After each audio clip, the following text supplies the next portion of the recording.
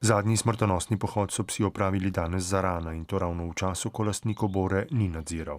Danes zjutraj spet pridem domov, mama pravi, tam ima še eno ovco obešeno, se je zahaklala valjda v ograjo, ker ima te ovce roge. Grem dol, vidim nadalje, že da je krvava, sem že takoj vedel, kaj je narobe. Pol pa še naprej malo pogledam, pa še te ostale 3 ležale.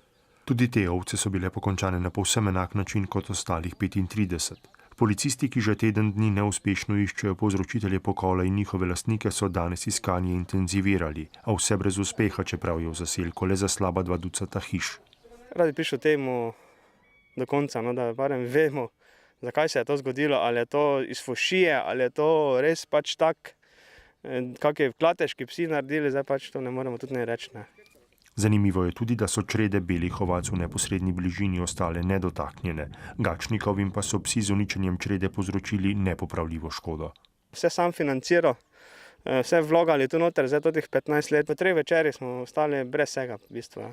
Na območju Mariborskega veterinarskega urada, kjer letno beležijo 5 tovrstnih napadov na črede, pa kljub prepovedi odstrela klateških psov opozarjajo.